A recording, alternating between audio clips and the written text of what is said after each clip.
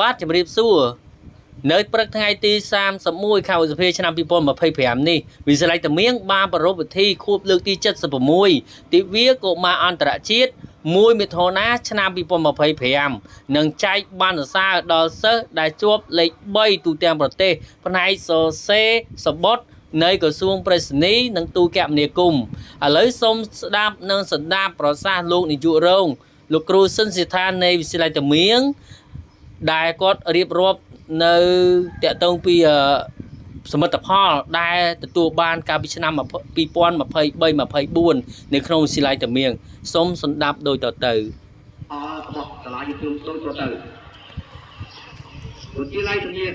មានអគារស្រុកមួយស្រុកមកនឹង28បន្ទប់ក្នុងនោះលោកគ្រូអ្នកគ្រូសរុបចំនួន69ត្រី35នាក់ទាំងសរុប803ស្រី478នាក់ចំពោះលទ្ធផលសិក្សាកន្លងមកវិទ្យាល័យតាមាងលទ្ធផលឆ្នាំសិក្សា2023-2024លទ្ធផលកន្លងសញ្ញាបត្រមធ្យមសិក្សាបឋមភូមិទទួលបាន96.15%ចំពោះលទ្ធផលកន្លងសញ្ញាបត្រមធ្យមសិក្សាទុតិយភូមិកន្លងមកសិស្សជាប់សរុបចំនួន96លើ56ស្មើនឹង78.68%ក្នុងនោះសិស្សជាប់និទាន A 5នាក់ស្រី2នាក់សិស្សជាប់និទាន B 14នាក់ស្រី11នាក់សិស្សជាប់និទាន C 25នាក់ស្រី15នាក់សិស្សជាប់និទាន E ឬក៏ជា30នាក់ស្រី16នាក់ជារបាយការណ៍ទូទៅរបស់វិទ្យាល័យតាមាងសូមគណៈសម្ដីជ្រាបព័ត៌មាន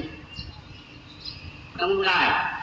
វិទ្យាល័យតាមាងយើងយំពីមួយឆ្នាំទៅមួយឆ្នាំតែតែមានការវិវត្តប្រែប្រួលទៅតាមលំដាប់ដោយវិទ្យាល័យតាមាងយើងមានផែនការខាងលាប់មានផែនការ1ឆ្នាំផែនការ3ឆ្នាំផែនការ5ឆ្នាំនិងផែនការក្នុងខែហើយផែនការឆ្នាំនេះវិទ្យាល័យតាមាងយើងយំ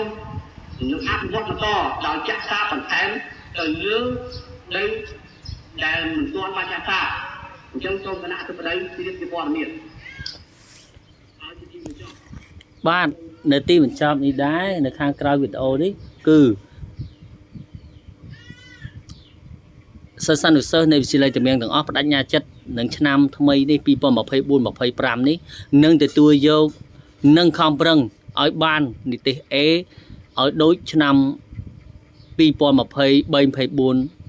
នេះដែរនេះជាសកម្មភាពខ្លះៗដែលសិស្សនុសិស្សទាំងអស់នៃវិទ្យាល័យតាមាងនឹង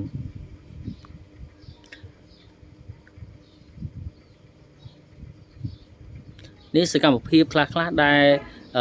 សិស្សថ្នាក់ទី12នៃវិទ្យាល័យតាមាងបានឡើងសន្ទរកថាមួយចំនួននិងការចែកបានសរសើរដល់សិស្សលេខ3ទូទាំងប្រទេសផ្នែកសរសេរសបុតផងដែរបាទសូមអរគុណ